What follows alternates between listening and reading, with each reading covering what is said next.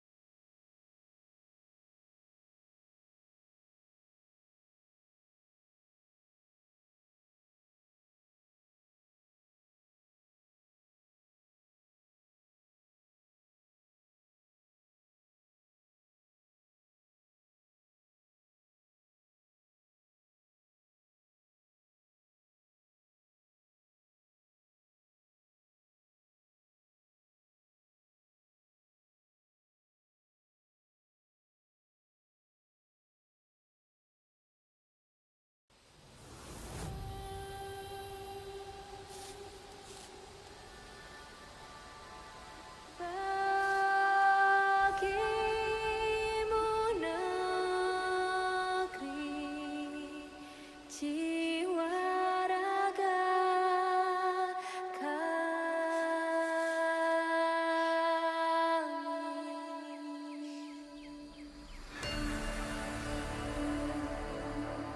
Indonesia is the most beautiful land in the universe. The land where we were born. The nation where we grew up. So many colors that live together in peace. With a million timeless treasures. With an abundance of natural wealth. Indonesia is not just wonderful. Indonesia is a wonderland. Kota baru dunia berbeda, berbeda bagaimanapun di Salakara, bagaimanapun di Salakara.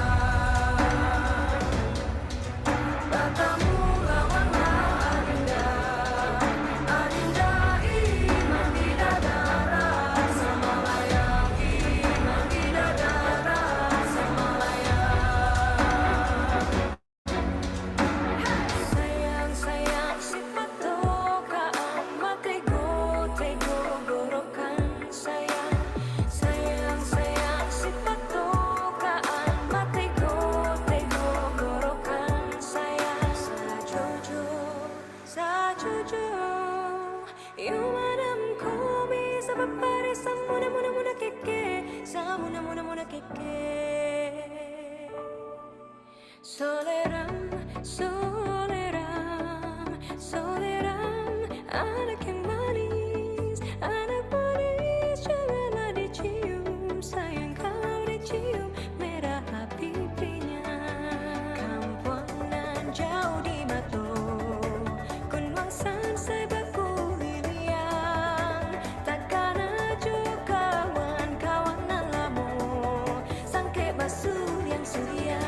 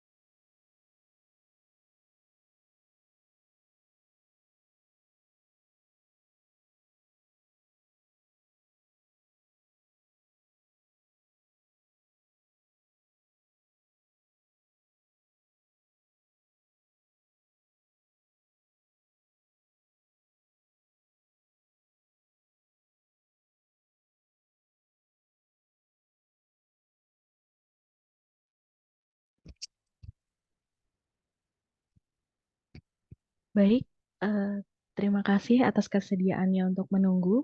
Eh, para narasumber juga Bapak Ibu peserta seminar pada hari ini.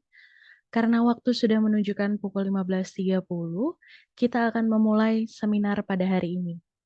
Assalamualaikum warahmatullahi wabarakatuh. Shalom, salam sejahtera. Om Swastiastu, Namo Buddhaya, salam kebajikan. Selamat sore dan selamat datang pada acara inovasi terkini untuk mencegah penularan penyakit airborne di ruang kritikal rumah sakit. Di sini saya Rosa yang akan memandu Bapak dan Ibu sekalian sebagai MC pada kegiatan hari ini. Sebelum acara ini dimulai, dimohon kepada Bapak dan Ibu sekalian untuk dapat memperhatikan tata tertib yang akan kami sampaikan. Dan kami harapkan agar tata tertib tersebut untuk bisa dilaksanakan demi kelancaran kegiatan pada hari ini. Tata tertib yang pertama, Bapak dan Ibu peserta seminar dimohonkan untuk nama pada Zoom-nya itu menggunakan format institusi atau rumah sakit tempat Bapak Ibu bekerja, underscore nama Bapak Ibu sendiri. Lalu yang kedua, pada sesi tanya jawab, Bapak dan Ibu dipersilahkan untuk menanyakan atau memberikan pertanyaan pada narasumber melalui chat box yang formatnya nanti akan kami kirimkan atau menggunakan raise hand Bapak Ibu untuk menanyakan secara langsung. Yang ketiga, peserta wajib menonaktifkan mikrofon pada saat narasumber menyampaikan materi. Dan yang keempat, sebagai informasi absensi pada kegiatan ini digantikan dengan mengisi survei yang nanti linknya akan tim sampaikan pada chat box. Link tersebut akan menjadi syarat untuk mendapatkan sertifikat. Baik, selanjutnya izinkan saya menyapa seluruh narasumber dan audiens yang sudah hadir pada sesi hari ini. Yang pertama saya ucapkan selamat sore dan selamat datang kepada Prof. Insinyur Dr. Eko Supriyanto, PHN. Saya ucapkan selamat sore dan selamat datang juga kepada Dr. Titi Sundari, spesialis paru. Dan yang ketiga juga saya ucapkan selamat sore dan selamat datang kepada Ibu Nadira Alia Putri ST. Dan juga seluruh peserta seminar yang kami hormati. Selanjutnya, kami sampaikan sambutan oleh Presiden PTPI, Prof. Insinyur Dr. Eko Supriyanto, PHN. Apakah Prof. Eko sudah bergabung bersama kami di sini, Prof? Sudah, Mbak. Baik, terima kasih, Prof. Kepada Prof. Eko, waktu dan tempat kami persilahkan.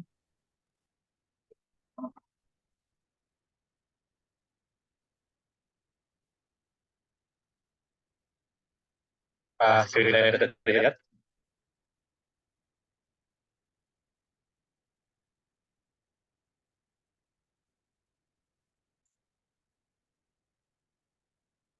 Halo, apakah screen saya terlihat, Mbak? Sudah, Prof. Sudah terlihat. Selamat sore. Assalamualaikum warahmatullahi wabarakatuh. Salam sejahtera untuk kita semua ya. Sampai bertemu kembali dalam acara seminar PTPI. Kali ini kita mencoba untuk mendiskusikan terkait dengan inovasi terkini untuk mencegah penularan penyakit airborne di ruang kritikal rumah sakit.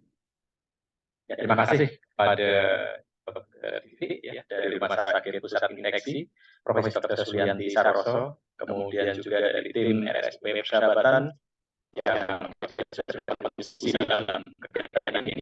Kemudian terima kasih pada Ibu Nadira ya, dari PT Karya Medika Nusantara yang sudah juga bersedia untuk memberikan share-nya terkait dengan apa nanti yang akan disampaikan. Kemudian selamat datang ya. Dalam seminar kali ini memang kami tidak membuka secara umum kepada rumah sakit yang seperti biasanya, tapi kami hanya memilih rumah sakit yang terkait dengan apa yang akan kami sampaikan. Jadi selamat datang pada Bapak Ibu yang sudah sedia hadir pada sore kali ini. Jadi kita lihat ya bahwa dalam beberapa bulan terakhir ini jumlah COVID ataupun kasus COVID adalah meningkat ya. Nah, ini tentunya juga terkait dengan adanya subvarian baru yang sangat menular. Mungkin nanti dari Dr. Titi juga akan menerangkan ya, Arcturus ya. Ini kemudian yang lain kita juga sedih karena jumlah di Indonesia ini belum bisa dikendalikan dengan baik ya. Jadi menurut berita yang ada, saya terima bahwa TB di Indonesia ini adalah nomor 2 di dunia. Kemudian kita paham juga sekarang kita sudah masuk endemi, di mana implementasi protokol kesehatan ya semakin tidak diimplementasikan tentunya karena memang sudah tidak pada zaman pandemi lagi. Ya. Kemudian yang lain adalah ya sekarang ini Kementerian Kesehatan sedang juga melaksanakan transformasi digital kesehatan. Nah, beberapa bulan yang lalu kami mendengar bahwa ada satu sistem ya, yang bisa diimplementasikan untuk mengatasi ataupun untuk mencegah penularan penyakit infeksi melalui airborne ya, yang menggunakan teknologi IR 4.0 ya, dan saya rasa terjangkau serta mudah sekali untuk diimplementasikan. Jadi saya minta kepada Ibu Nadira untuk hadir dan bisa share nanti experience-nya ataupun apa yang sudah ada dalam forum ini. Jadi tujuannya ada 2 pada kesempatan kali ini. Jadi yang pertama adalah mensosialisasikan produk inovasi yang terkait dengan pengendalian penularan penyakit menular melalui udara. Kemudian yang kedua adalah untuk mendiskusikan kondisi rumah sakit saat ini. Jadi silakan nanti Bapak Ibu kalau mau share, mau bertanya ya. Dan solusi yang terbaik terkait dengan pengendalian penularan penyakit menular melalui udara ketika sudah masa endemi seperti sekarang ini. Tadi Mbak Rosalin sudah juga menginformasikan, ya setelah saya nanti Dr. Titi akan berbicara tentang kondisi terkini kasus penyakit infeksi menular airborne, kemudian dilanjutkan oleh Ibu Nadira terkait dengan inovasi terkini untuk mencegah penularan infeksi airborne. Mengingatkan kembali bagi yang belum pernah bersama dengan PTPI, jadi untuk rumah sakit PTPI sendiri memiliki beberapa fungsi ya. Di antaranya adalah melakukan pendampingan rumah sakit dalam perencanaan, pembangunan, dan juga pengelolaan rumah sakit terkait dengan sarana-prasarana dan alat kesehatan. Jadi silakan, kami memiliki layanan yang tidak berbayar ya, terkait dengan ini. Ya. Kemudian bagi rumah sakit yang ingin mendapatkan rekomendasi terkait dengan teknologi, silakan juga berkomunikasi dengan kami. Kemudian kami juga melakukan beberapa pelatihan untuk rumah sakit, serta bagi yang ingin mengintegrasikan sistem yang ada di rumah sakit dengan sistem teknologi 4.0, silakan juga bisa berkomunikasi dengan kami. Jadi untuk rumah sakit ini adalah beberapa hal yang kami tawarkan ataupun layakan. Kemudian yang lain, PTPI sendiri tahun 2023 ini ditunjuk oleh Kementerian Kesehatan untuk membuat ataupun merumuskan pedoman perencanaan pembangunan pengelolaan sarana-prasarana alkes di 4 layanan prioritas. Jadi tadi pagi juga kita sudah meeting lagi dengan kementerian terkait dengan ini. Kemudian tahun ini insya Allah Indonesia akan memiliki Smart Hospital ya. Ini akan menjadi acuan nanti bagi rumah sakit untuk bagaimana mengelola rumah sakit ke depan dan juga membangun rumah sakit ke depan. Mengingatkan kembali juga PTPI memiliki layanan berupa sertifikasi ahli teknik pelayanan kesehatan yang sudah terakreditasikan ya. Bagi yang ingin memiliki ahli teknik yang mumpuni, oke silakan bisa berdiskusi dengan kami. Kemudian kami juga melakukan penilaian level maturitas sistem digital di rumah sakit. Beberapa rumah sakit sudah kita lakukan ya. Kemudian pelatihan juga kami lakukan. Selamat sore Prof. Eko, mohon maaf. Ya. Suaranya sedikit menggema, Prof. Oke, ya. Pelatihan-pelatihan juga kami lakukan.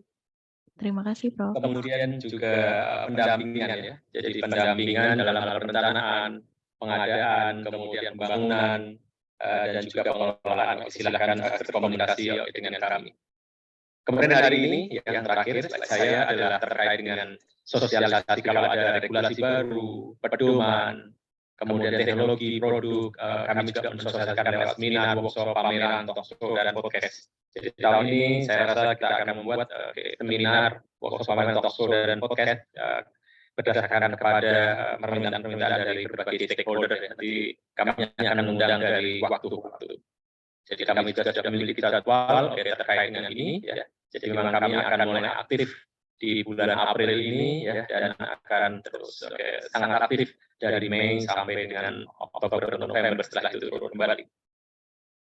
Oke, ya, demikian mungkin yang bisa saya sampaikan. Sekali lagi terima kasih kepada yang sudah dapat hadir pada sore kali ini. Ya. Semoga apa yang diikuti hari ini bermanfaat bagi Bapak Ibu semua dan juga bagi yang menjalankan ibadah puasa. Selamat juga menjalankan ibadah puasa. Semoga amal ibadah kita semua diterima oleh Tuhan Yang Maha Esa. Mohon maaf lahir dan batin, minal aidin wal faizin. Wassalamualaikum warahmatullahi wabarakatuh. Waalaikumsalam warahmatullahi wabarakatuh. Disampaikan terima kasih kepada Prof. Eko atas sambutan dan pembukaan untuk kegiatan hari ini. Kami berharap Prof masih bersama-sama dengan kami sampai dengan akhir kegiatan ini. Baiklah Bapak dan Ibu sekalian, untuk membuka acara atau kegiatan pada hari ini sekaligus sesi yang sudah kita nantikan, kami mengundang Dr. Titi Sundari, spesialis paru, untuk bergabung bersama kami. Apakah Dr. Titi sudah bergabung bersama kami di sini, Dokter?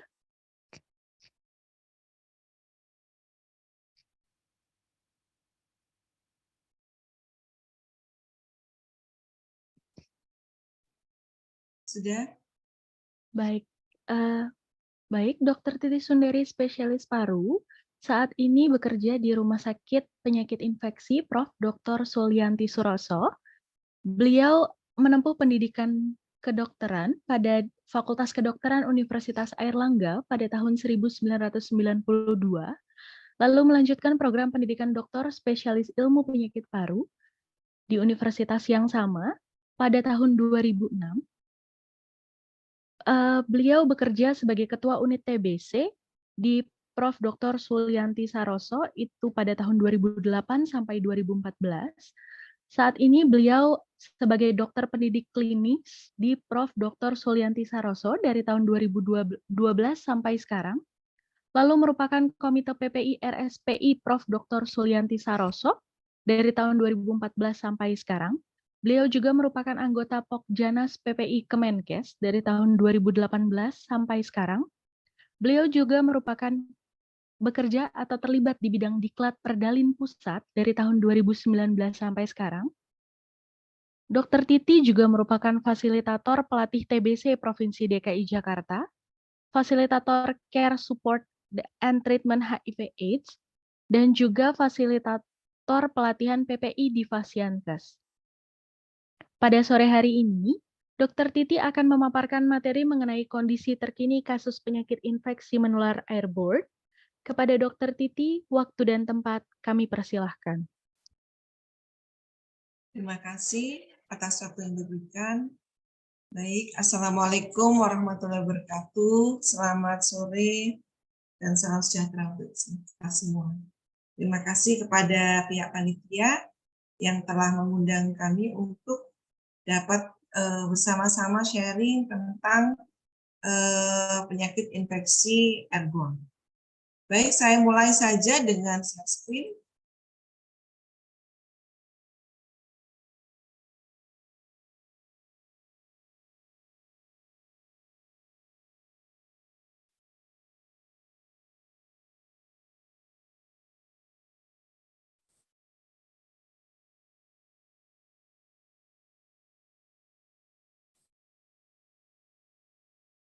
Apakah sudah jelas di sana untuk slide saya? Sudah terlihat, Dokter? Baik, terima kasih. Materi nanti yang akan kita bahas bersama-sama adalah satu penyakit yang ditularkan secara airborne, kondisi terkini penyebaran COVID-19, situasi TBC di Indonesia, upaya pencegahan dan pengendalian infeksi airborne, penanganan dan perawatan pasien, dan kita akan berakhir pada penutupan. Bapak, Ibu, dan sejawat semuanya, transmisi infeksi itu tidak hanya sekedar airborne. Sebetulnya transmisi infeksi itu ada 5. Yang sering kita bahas ada 3, yaitu kontak, droplet, airborne. Tapi ada juga transmisi lewat vehikulum dan juga atau lewat vektor. Namun karena kita nanti berhubungan dengan lebih kepada pencegahan infeksinya pada rumah sakit dan fasilitas kesehatan, maka kita merucutkan lagi tentang mengenai transmisinya pada kontak, droplet, dan airborne. Untuk kali ini kita akan membahas mengenai transmisi infeksi yang ditularkan secara airborne. Bapak, Ibu, dan sejawat, mode transmisi airborne ini ada 3 sebetulnya. Yang pertama adalah obligate airborne transmission, di mana di sini contohnya adalah tuberkulosis. Tuberkulosis merupakan obligat, artinya memang dia ditularkan secara airborne. Dulu kita berpikir bahwa penularannya adalah droplet, ternyata bukan. Penularannya adalah secara airborne, ya.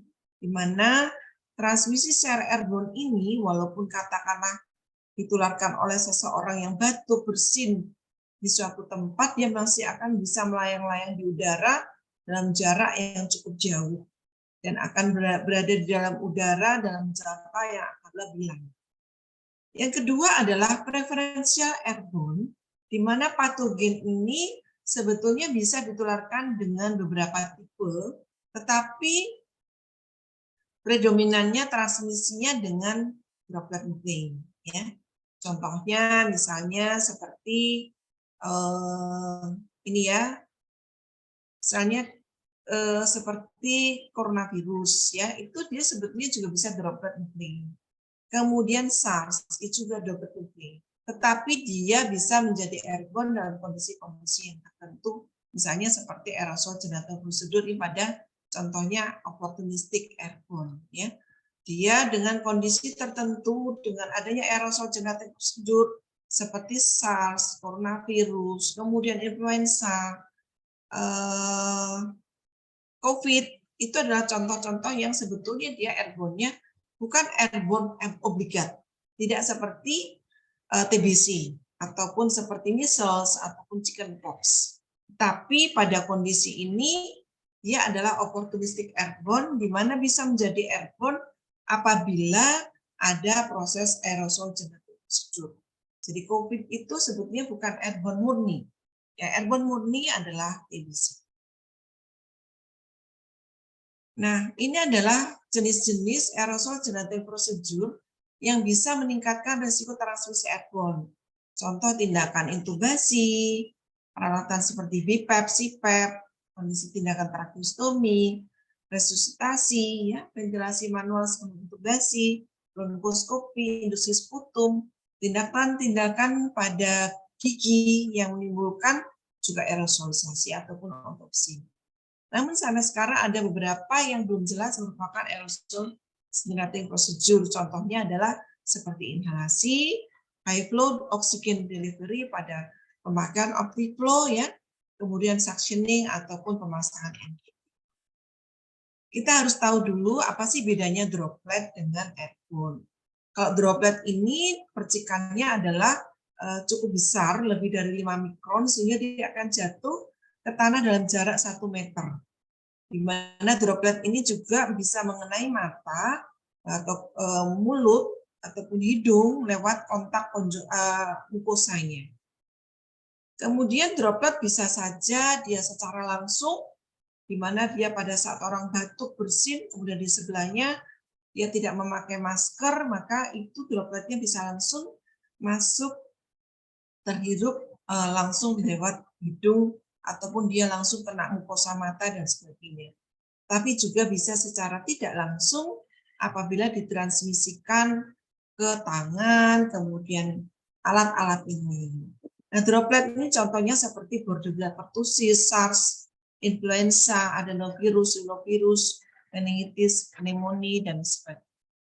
Sementara pada mikroba yang ditransmisikan melalui udara ini merupakan droplet nuklei. Ya, bentuknya adalah droplet nuklei bukan droplet, tetapi droplet nuklein.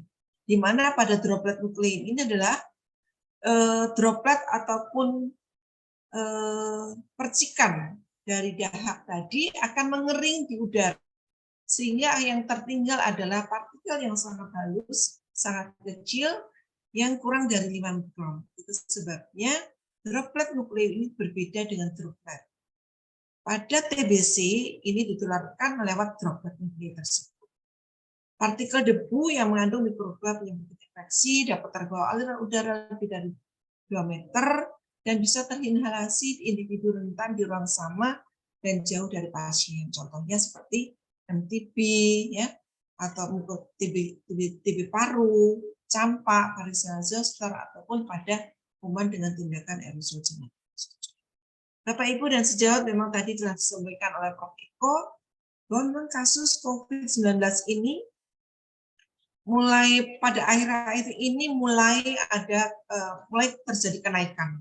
Rumah sakit di Sulianti Saroso tadinya hanya 1 ruangan, sekarang sudah mulai membuka 3 ruangan untuk mengantisipasi kasus-kasus COVID ini. Dan juga termasuk di antaranya ICU COVID juga kami buka lebih banyak karena ternyata trennya adalah makin lama. Hal ini juga mungkin berkaitan dengan bahwa adanya sekarang suatu strain baru, yaitu Arcturus. Ini adalah Dr. Muhammad Syafril, yang merupakan direktur utama kami di Rumah Sakit Sulianti Saroso, namun juga merupakan jubir kesehatan, jubir dari Kementerian Kesehatan, yang menyebutkan bahwa sudah ada 2 kasus. Yang pertama adalah kasus pasien laki-laki umur 56 tahun, yang kedua adalah kasus perempuan usia 30 tahun. Ini pernah dirawat di rumah sakit, namun waktu itu memang hasil PCR-nya atau hasil WGS-nya belum kita terima bahwa sebetulnya itu adalah kondisi ataupun ya jenis strain yang baru dari Arcturus ini. Ya. Ini merupakan Arcturus ini sebetulnya merupakan varian dari XBB 1116 ya, yang memang sebetulnya dari strain-strain yang dahulu kemudian terjadi mutasi. Nah, ini varian dari XBB 116. Bapak, Ibu, dan sejawat, kita lihat bahwa pada terakhir ini laporan kasus pada tanggal sejak bulan April awal, kita lihat mulai turun naik, akhirnya pada 10 April itu mulai naik ya, Bapak Ibu, sampai sekarang masih menunjukkan trennya naik. Nah, kita beralih kepada TBC. TBC tadi telah kita sampaikan bahwa merupakan suatu infeksi airborne dan masih menjadi masalah dunia. Sejak tahun 2019 sampai 2021 jumlahnya makin meningkat. Kalau tidak diobati, maka tingkat kematiannya bisa mencapai 50%. Tapi kalau diobati secara global, tingkat keberhasilannya bisa mencapai 86%. Nah, saat ini TBC ini ada namanya TBC-RU. Bukan saat ini, sebetulnya tren untuk kondisi TBC resisten obat ini semakin lama semakin naik, dan ini merupakan menjadi ancaman tersendiri dalam pengendalian TBC. Dengan adanya kebijakan WHO and Strategy pada 2025, diharapkan insidennya nanti akan menurun dan jumlah kematiannya juga akan menurun. Nah, situasi TBC di Indonesia saat ini estimasi jumlah kasus TBC adalah 969.000 per tahun. Ini naik lebih kurang 17% dari tahun 2020. Bisa saja ini disrupsi akibat pandemi, di mana pada saat pandemi COVID mereka tidak melakukan atau tidak melanjutkan pengobatan atau memberikan pengobatannya tertunda ataupun terganggu, sehingga akhirnya dengan kondisi mereka tahu ke rumah sakit, akhirnya pengobatannya juga tidak baik. Ya. Nah, ini kita lihat bahwa Indonesia merupakan peringkat kedua dengan beban TBC terbanyak, dengan insiden kasus TBC 354 per 100.000 penduduk, dengan jumlah kematian akibat TBC 150.000, naik lebih kurang 60% dari tahun 2020. Nah, ini juga jumlah angka kematiannya dari 1,4 juta naik 1,5 juta, naik 1,6 juta untuk kasus-kasus TBC. Untuk kasus TBC resisten obat, ini Indonesia nomor 4. Kalau untuk TBC sensitif obat, Indonesia nomor 2 di dunia. Sementara untuk TBC resisten obat, Indonesia nomor 1. Nah, apa dampak dari kejadian infeksi TBC tersebut pada petugas kesehatan? Di sini di suatu jurnal dari studi di Afrika Selatan, ternyata insiden pada tenaga kesehatan yang terjadi penularan TB itu 1.496,32 per 100.000 dibandingkan insiden rate hanya 719,37 per 100.000 di negara tersebut. Artinya, kejadian infeksi pada TB pada petugas kesehatan lebih tinggi dibandingkan pada umumnya penduduk. Sehingga perlu perbaikan dalam penerapan pencegahan infeksi di pasienkes dengan beban TBC. Di sini juga di Peru juga saya lihat juga ini adalah satu jurnal yang menyampaikan bahwa dari suatu penelitian dengan 242 tenaga kesehatan, 190-nya dilakukan TST atau mantuk tes dan ternyata 56,2% positif. Tidak ada perbedaan apakah dokter ataupun perawat, ternyata di situ risiko bekerja di satu rumah sakit lebih lama dia bekerja, lebih dari 10 tahun, maka risikonya akan lebih tinggi dibandingkan mereka yang bekerja. Ini adalah penelitian dari sejawat kami, Dr. Rosa Marlina, dokter spesialis paru, yang melakukan penelitian bahwa 108 petugas kesehatan di RSPI Sulianti Saroso yang dilakukan pemeriksaan dengan mantuk tes, ternyata didapatkan bahwa mereka yang bekerja lebih dari 5 tahun itu prevalensinya lebih tinggi daripada mereka yang bekerja kurang dari 5 tahun. Jadi mereka yang bekerja lebih dari 5 tahun, prevalensinya ada 44,5% mereka menderita TB laten dibandingkan mereka yang bekerja kurang dari 5 tahun. Tentunya hal itu juga kita harus evaluasi apakah itu berhubungan juga dengan kondisi dari ruangan tempat mereka bekerja ataupun mereka berapa lama mereka berkontak dengan pasien dan sebagainya. Nah, bagaimana dengan tenaga kesehatan yang terpapar COVID? Menurut data WHO, maka 10% dari kasus total COVID di seluruh dunia adalah tenaga kesehatan. Berdasarkan data Kementerian Kesehatan pada Oktober 2021, jumlah tenaga kesehatan terinfeksi COVID mencapai 140.000 orang dengan jumlah kematian sekitar 1.700 orang. Petugas kesehatan memiliki risiko lebih tinggi terpapar COVID karena sering berinteraksi dengan pasien terinfeksi. Kemudian juga ini akan berhubungan juga dengan perlengkapan APD, kurangnya pengetahuan tentang cara penanganan pasien COVID, ataupun karena kelelahan atau kelebihan bekerja, atau kurangnya perhatian terhadap beberapa area rumah sakit yang rentan terkontaminasi penyakit airborne seperti ruang isolasi, ruang operasi, ICU, kamar rawat inap, bahkan area publik. Bagaimana penilaiannya secara airborne tadi sudah saya sampaikan, Bapak Ibu dan sejawat. Untuk airborne ini, terutama kalau untuk TBC, maka ditularkan secara droplet protein. Kuman akan lama di udara pada saat orang batuk, bersin, bernyanyi, berbicara, dan sebagainya, sehingga dibutuhkan suatu kondisi ventilasi, suatu tata udara yang baik di ruangan tersebut agar terjadi suatu dilusi, di mana partikel infeksius yang ada di ruangan tersebut dapat dikeluarkan dengan lebih cepat, sehingga kondisi udara di dalam ruang tersebut aman bagi baik petugas maupun pasien. Tadi penularannya tergantung juga dari dosis, lama paparan, kepekaan individu, dan virulensinya. Mereka yang kontak langsung yang lebih sering, lama kontak juga lebih lama dengan pasien yang belum didiagnosis ataupun diobati, ataupun ventilasi yang tidak memadai, dan juga dari status dari pasien yang belum diobati sebagai sumber penularan, maka itu akan berisiko untuk terjadi suatu penularan secara elektronik. Nah, upaya pencegahan dan pengendaliannya ini, Bapak Ibu, diantaranya adalah sanitasinya, bagaimana pembersihan lingkungan, pembersihan bagaimana pembersihan permukaan ataupun pembersihan lingkungan. Kesadaran untuk melakukan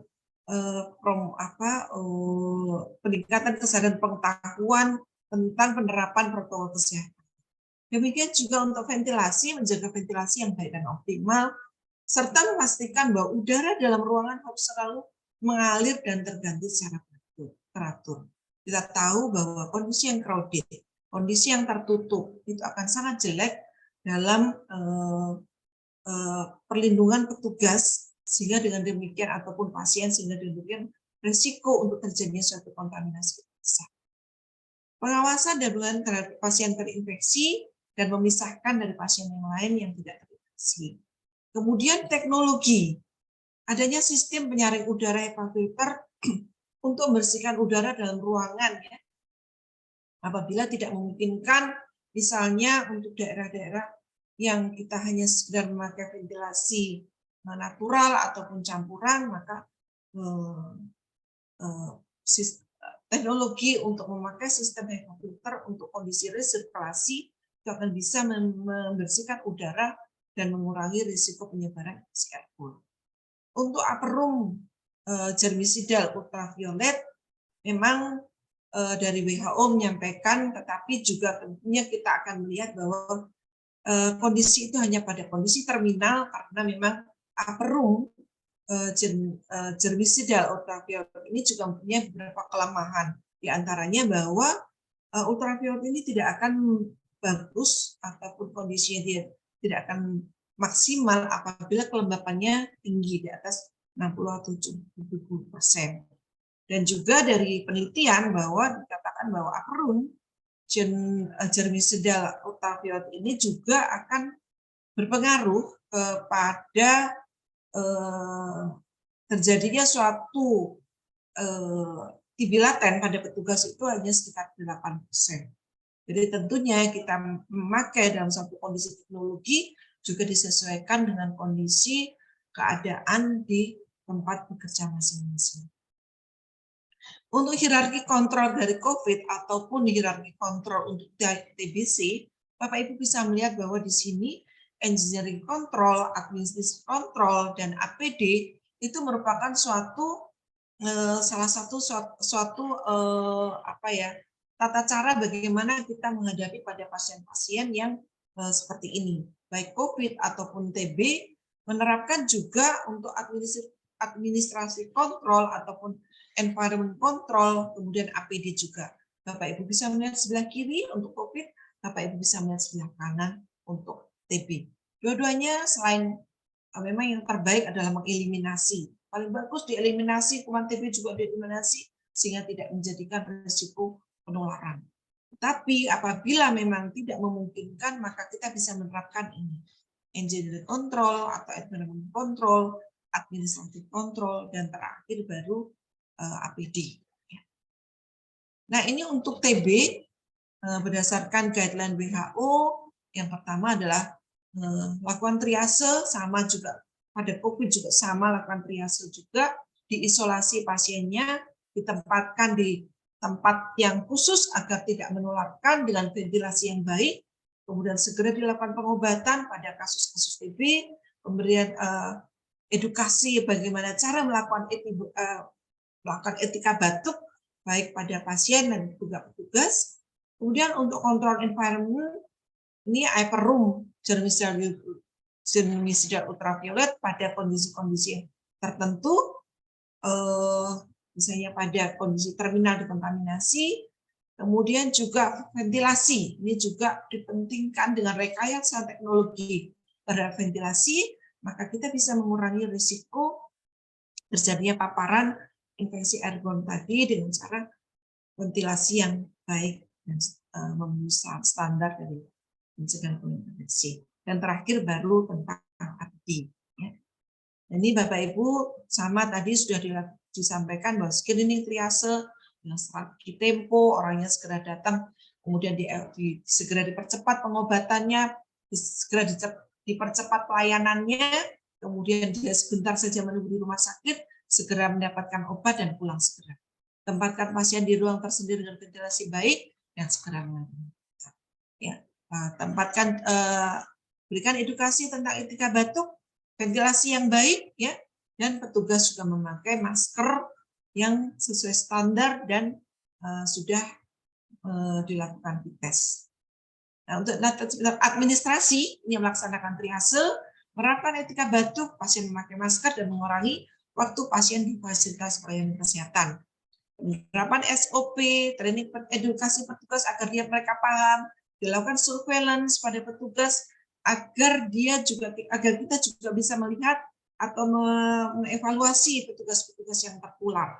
Dan petugas harus berobat apabila sakit, dilakukan monitoring kepatuhan dalam penerapan kewaspadaan standar kebaikan.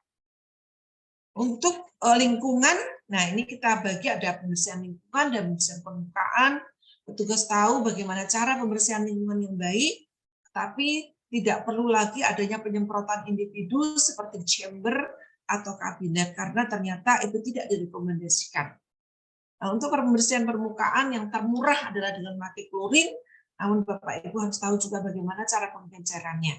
Selainnya bisa pakai H2O2 atau alkohol tergantung dari luas dari permukaan. Bapak Ibu dan sejawat, untuk pasien-pasien dengan transmisi airborne ditempatkan di ruang isolasi airborne yang ideal. Ya. Bapak Ibu bisa melihat di sini arah aliran udara yang sebetulnya yang diharapkan mulai dari koridor, melewati anterung ke ruang pasien dan terakhir baru ke bedroom. Di sini penting sekali anterung di sini sebagai buffer agar partikel infeksius yang ada di ruangan tersebut, di ruangan pasien tersebut tidak keluar ke koridor yang cenderung lebih aman agar tidak menjadi risiko kontaminasi. Dan di sini adalah penting sekali anterung tersebut menjadi buffer, menjadi airlock agar udara kontak infeksius tadi tidak keluar ke koridor. Di sini tentunya ada syarat-syaratnya tertentu bagaimana agar ada aliran udara tersebut, ya. Ada perbedaan tekanan negatifnya, ada alirannya harus dari bersih ke kotor, ada pertukaran udara lebih dari 12 kali per jam, ya. Di mana exhaust-nya diletakkan, jangan salah, ya.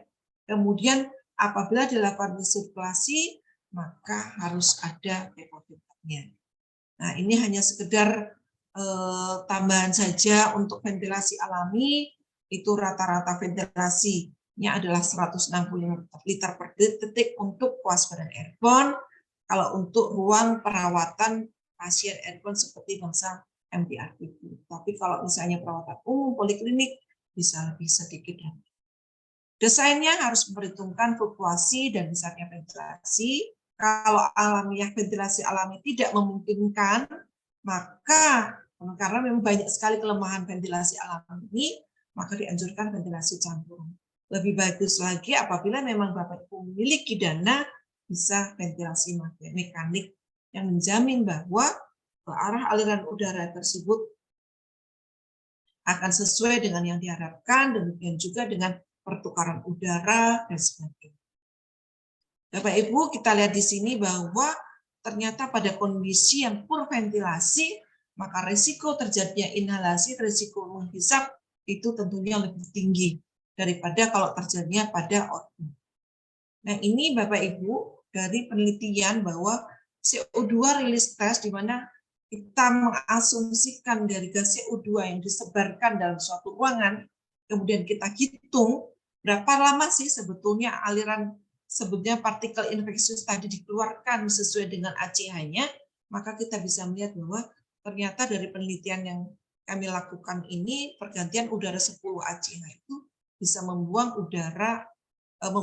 konsentrasi gas CO2 yang diasumsikan di sini ada partikel infeksius dalam waktu sekitar 27 menit. Artinya bahwa kalau kita memakai pertukaran udara, membuat pertukaran udara itu lebih tinggi, maka akan lebih cepat udara infeksius tadi dikeluarkan. Dalam kondisi kemarin terjadi COVID, tentunya ada rumah sakit yang melakukan suatu remodeling dari ruangan, di mana tadinya ruangan itu ruangan biasa, akhirnya bisa menjadi ruangan COVID, atau ruangan itu biasa akhirnya menjadi ICU untuk respirasi. Tadinya ruangan itu ruang biasa, akhirnya menjadi ruang ICU untuk COVID dan sebagainya. Tentunya hal itu kadang-kadang dengan kondisi yang sangat mendadak itu harus diperhatikan. Apakah benar alurnya?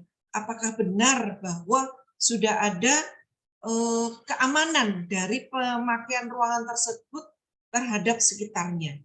Jangan sampai tadinya itu suatu ruangan biasa dipakai sebagai suatu ruang ICU, terutama ruang ICU untuk kasus-kasus airborne, tetapi tidak ada pengamannya. Ya, begitu terbuka pintunya, akhirnya kemungkinan saja terjadi kontaminasi udara yang di dalam ruangan tadi keluar apabila tidak ada suatu kondisi airlock atau kondisi anterum yang menghambat terjadinya arus balik dari kondisi infeksius tadi keluar. Ya.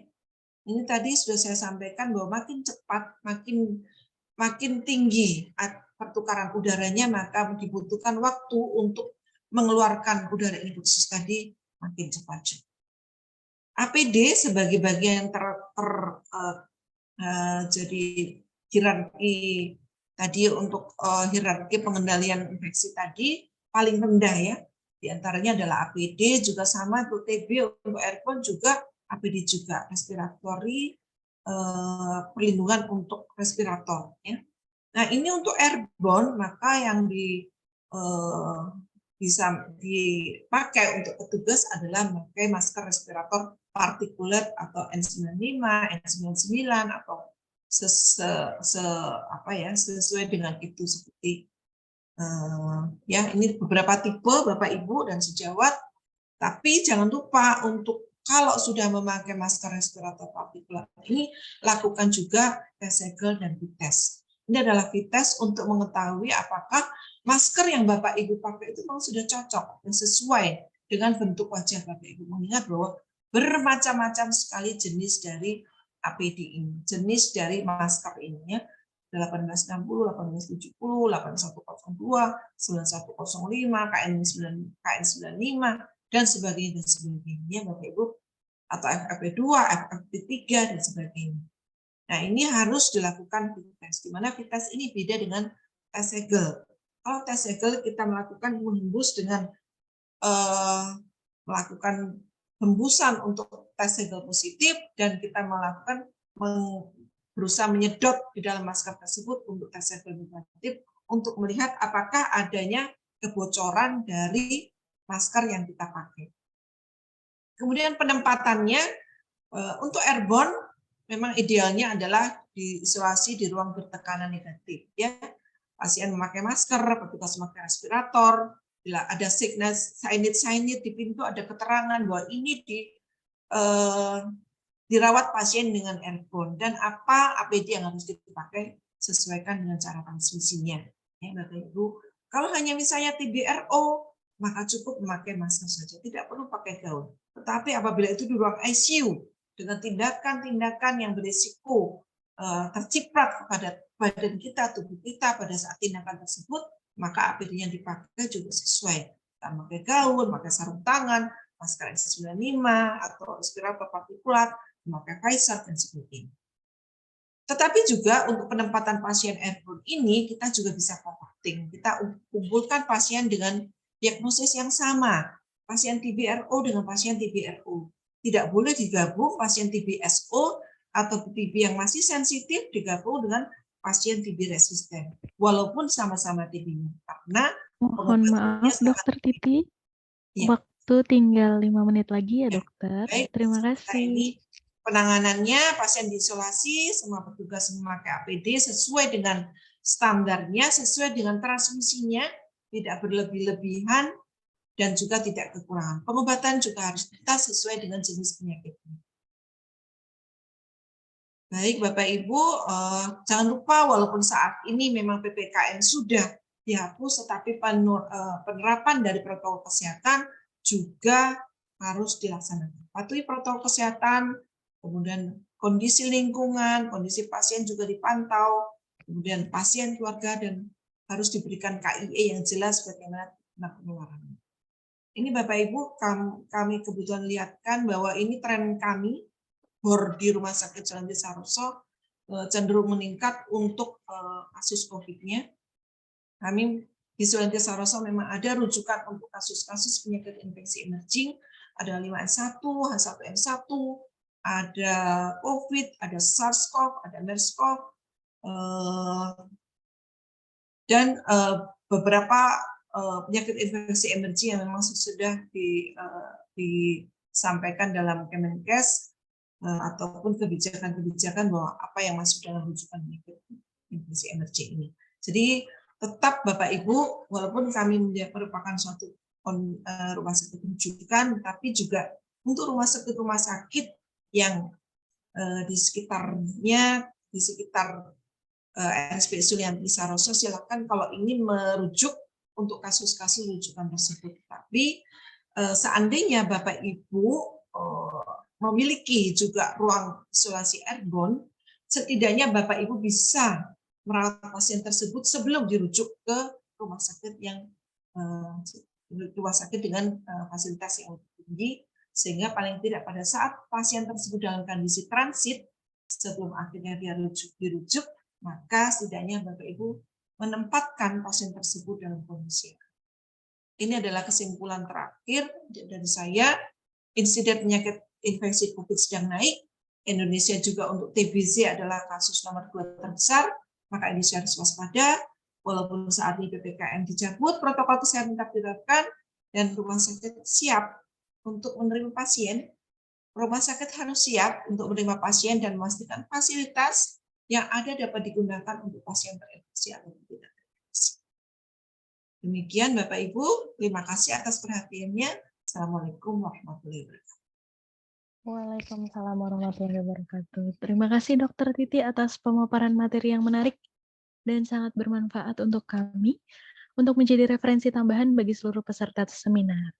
Selanjutnya, kami berharap Dr. Titi untuk masih tetap bersama-sama dengan kami sampai akhir kegiatan ini. Untuk pembicara selanjutnya, kami mengundang Ibu Nadira Alia Putri ST. Apakah Ibu Nadira sudah bergabung bersama kami di sini? Iya, sudah. Baik, terima kasih. Ibu Nadira Alia Putri merupakan produk spesialis PT Kreasi Medika Nusantara. Beliau menempuh pendidikan S1 di Fakultas Teknik Universitas Indonesia. Beliau merupakan tim peneliti model spine bone implant di LIPI, menjadi tim peneliti sterilisasi UVC dan ozon FTUI atau Fakultas Teknik Universitas Indonesia. Beliau juga merupakan Head of Area Saint Morita Industries dan saat ini bekerja sebagai produk spesialis PT Kreasi Medika Nusantara. Pada kesempatan kali ini, Ibu Nadira akan memaparkan materi mengenai inovasi terkini untuk mencegah penularan infeksi airborne. Kepada Ibu Nadira, waktu dan tempat kami persilahkan. Baik, terima kasih banyak atas waktu dan kesempatannya, Bu Rosalin. Saya izin untuk share screen.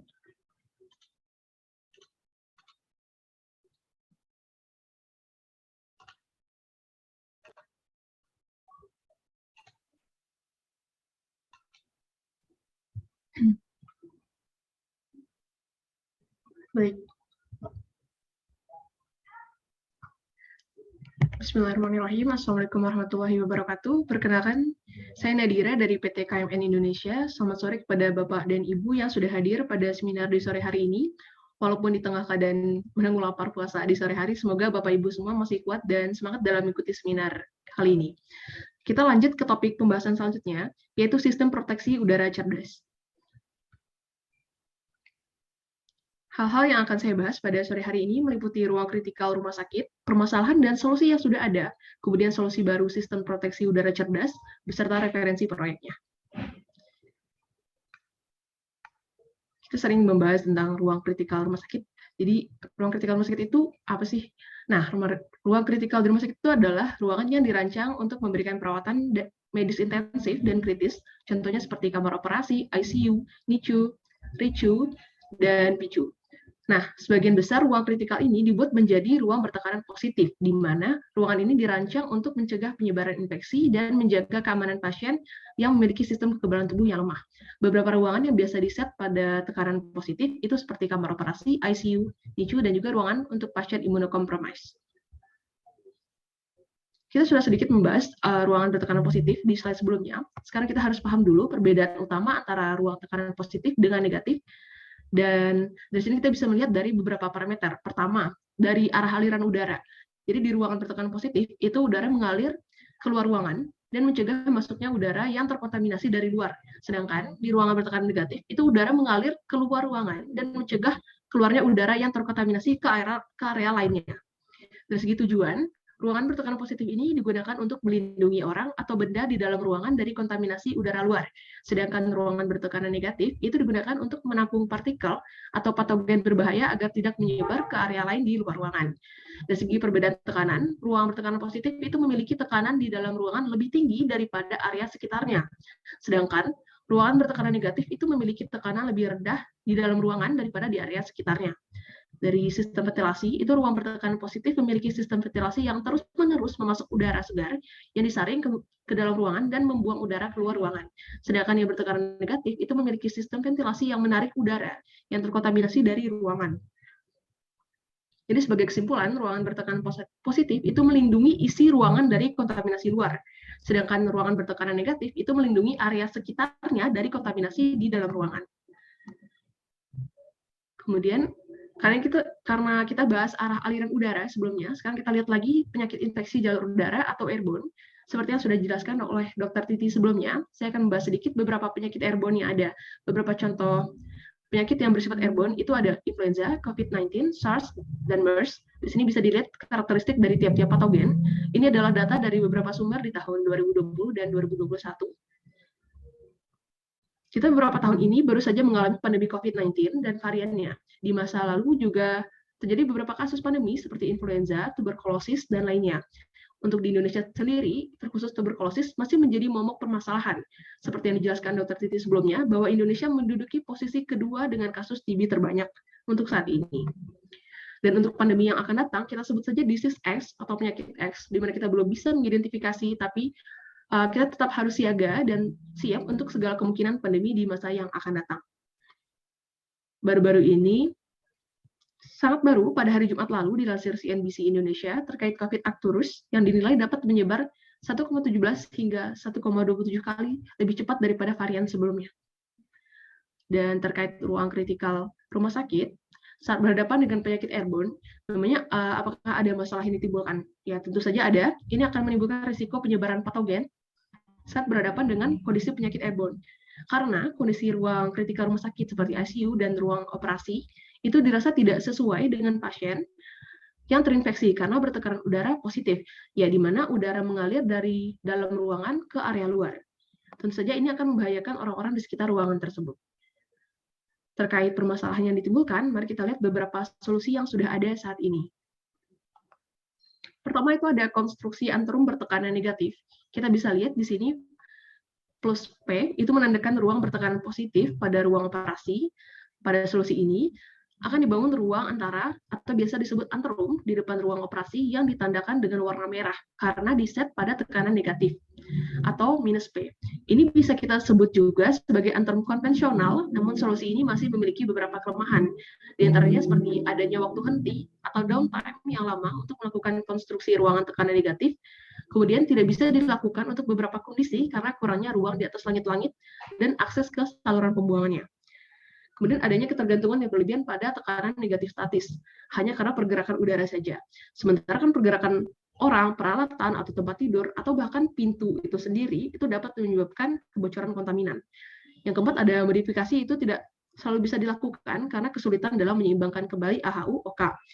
Dapat mengakibatkan risiko reakreditasi juga jika OK tidak dapat mencapai perubahan udara yang diperlukan atau tekanan positif karena titik operasi AHU yang baru.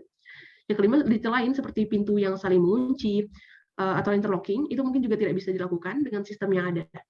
Kita lanjut ke solusi kedua yang sudah ada, yaitu konversi ruangan operasi OK dari yang awalnya bertekanan positif menjadi tekanan negatif. Kita bisa lihat, memang dalam kondisi ini, udara akan tertarik ke dalam ruangan. Namun, solusi ini juga masih memiliki beberapa kekurangan, karena pada prinsipnya ada risiko teknis yang signifikan dan banyak waktu henti operasional untuk memperbaiki OK. Seperti sistem ventilasi yang ada itu kemungkinan perlu diganti, kemudian ducting dan kapasitas itu perlu diukur kembali dengan lebih detail, serta masih ada beberapa permasalahan terkait plafon langit-langit yang terbatas. Kemudian kegunaannya tentu saja terbatas selama operasi non-infeksius, karena otomatis dokter lebih suka beroperasi di ruang bertekanan positif yang sesuai standar dan lebih bersih, sedangkan OK tekanan negatif ini bisa memungkinkan terjadinya infeksi situs bedah. Yang ketiga, ada segregasi fisik atau buffer OK. Jadi ketika ada dua ruangan operasi yang bersebelahan, maka satunya itu dikorbankan menjadi buffer OK. Setahu saya, solusi ini hampir tidak ada di Indonesia. Biasanya solusi ini ada karena kebutuhan mendadak dan biaya yang relatif kurang. Ini adalah bentuk yang paling umum dari tindakan pengendalian pencegahan infeksi, namun ini tidak sesuai dengan pedoman resmi karena dua pertimbangan pencegahan dan pengendalian infeksi utama, atau IPC. Pertama itu transmisi udara kotor, kita bisa lihat warna merah ke arah koridor umum, kemudian transmisi udara kotor ke ruang operasi bersama karena layanan digunakan bersama. Selain itu, terdapat kerugian biaya operasional yang signifikan jika kita tinjau satu ruang operasi harus dikorbankan sebagai buffer OK, di mana ini tentunya akan mengurangi kapasitas dan meningkatkan waktu tunggu untuk operasi pasien. Jadi biasanya dengan menutup satu ruang operasi, itu dapat membantu mengurangi risiko penularan infeksi ke pasien dan staf medis yang sedang menjalani operasi di ruang operasi yang berdekatan. Ini dilakukan untuk memastikan keselamatan pasien dan staf medis, serta yang mencegah penyebaran infeksi ke orang lain di rumah sakit. Kita lanjut ke solusi integrasi sistem proteksi udara cerdas, atau kita sebut saja SPARKS. Ini adalah gambaran integrasi sistem proteksi udara cerdas dengan pemanfaatan teknologi terbaru dan juga bisa diintegrasikan dengan sistem IoT. Solusi integrasi sistem ini adalah penciptaan ruang operasi isolasi yang tepat yang memenuhi standar CDC dan ASHRAE saat ini, melalui pemanfaatan sistem proteksi udara cerdas yang berfungsi sebagai jalur masuk dan keluar ke ruangan bertekanan positif yang ada. Jadi konsepnya seperti anterum juga, diletakkan di kusen pintu, ruang operasi sebagai jalur masuk dan keluar ruangan. Kemudian untuk celah-celah lainnya akan diberikan ceiling.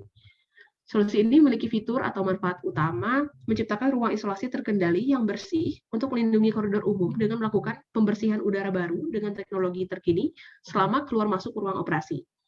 Kemudian jika dibandingkan dengan buffer OK yang sebelumnya sudah dijelaskan, ini jelas menguntungkan karena ruang operasi di sebelahnya itu tetap bisa digunakan sebagai ruang OK bersih untuk pasien non-infeksius, sedangkan yang menggunakan sistem ini bisa untuk pasien infeksius.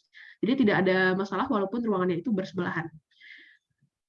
Dan juga tidak diperlukan lagi penutupan ruang OK. Sistem ini memiliki sifat prefabrikasi atau modular, berarti tidak perlu dilakukan renovasi atau waktu henti seperti cara konvensional. Berikut adalah konsep dan desain aliran udara pada sistem proteksi udara cerdas. SPARKS ini dipasang di dalam kusen pintu, dan sistem ini bersifat portable independent, dan dimulai udara akan masuk lewat damper satu arah di bagian depan bawah. Kemudian tekanan udara pada anterum diset pada negatif 20 Pascal. Seluruh udara di dalam anterum ini akan dihisap masuk melalui unit sistem filtrasi udara dengan HEPA di bagian atas, dan proses pembersihan udara secara cepat ini akan terjadi saat anterum terkontaminasi. Pertukaran udara hanya dalam waktu 60 detik saja itu bisa berhasil menurunkan tingkat kontaminasi sebesar 99%. Untuk lebih jelas, kita bisa lihat pada ilustrasi berikut.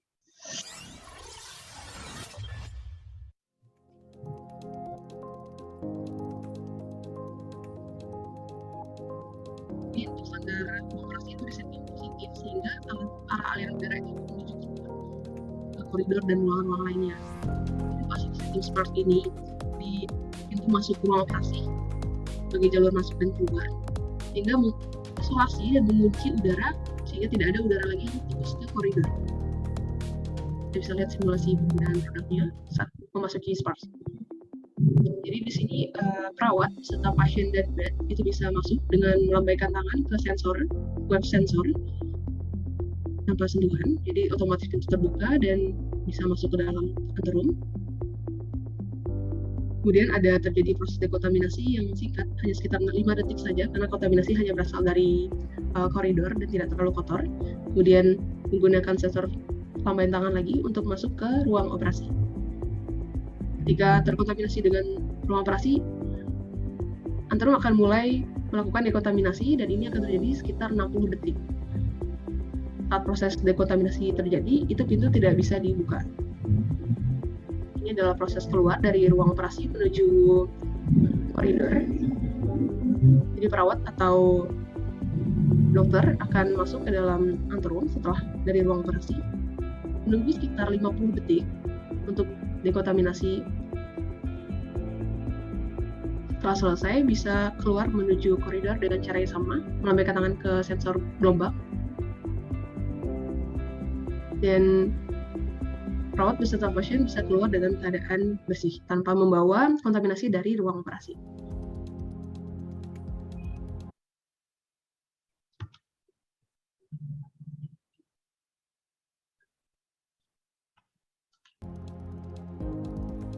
Ini ada referensi project. Ini di ruang isolasi di Singapore General Hospital. Ini bentuknya itu seperti chamber, bisa dengan kaca ataupun full putih seperti ini.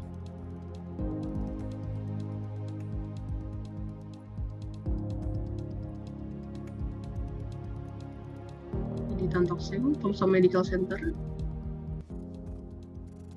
dan di Singapore National Eye Center di ruang operasinya. Oke, jadi untuk saat ini, The Biofactory menjadi satu-satunya perusahaan yang memproduksi sistem proteksi udara cerdas ini, sekaligus pemegang hak paten dari teknologi ini. Untuk sistem engineering, mereka bekerjasama dengan Siemens, dan sistem ini juga sudah dipasang di hampir seluruh rumah sakit di Singapura, beberapa rumah sakit di Malaysia, dan juga sudah dipasang di Rumah Sakit Umum Pusat Persahabatan Indonesia. Jadi, ketika kita bahas teknologi, ketika pasien atau HCP memasuki sistem SPARS melalui ruang operasi, itu sistem dapat secara cerdas meningkatkan aliran udaranya dalam durasi yang sangat singkat untuk pembersihan udara untuk mengurangi kontaminasi sebesar 99,9% sebelum membuka pintu ke koridor. Nah, jadi sebagai kesimpulan, dengan fitur unik ini, sistem SPARS mampu untuk mencapai tekanan relatif negatif berudara bersih dengan mengurangi level kontaminan dalam 1 menit saja, di mana biasanya ruang operasi baru bisa mencapai dalam kurun waktu 30 menit sampai 60 menit. Sebagai informasi, ruang operasi itu biasanya mampu melakukan pertukaran udara sebanyak 25 ECH, exchange per hour, atau 25 kali pertukaran udara dalam 1 jam. Sedangkan sistem ini mampu melakukan pertukaran udara mencapai 200 exchange per hour atau 200 kali pertukaran per jam.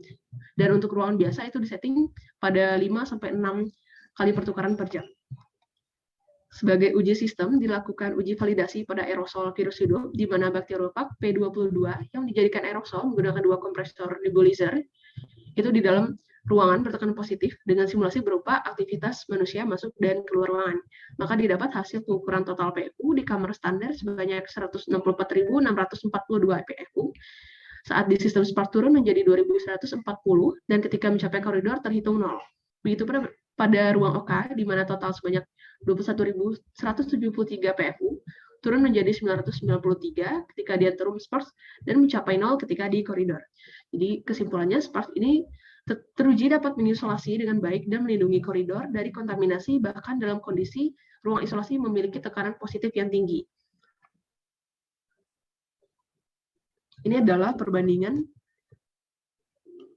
antara anterum konvensional dengan sistem SPARS.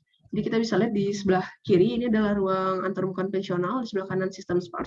Dari segi performa isolasi, itu standar di anterum konvensional ternilai standar dengan beberapa batasan, akan ditampilkan video simulasi.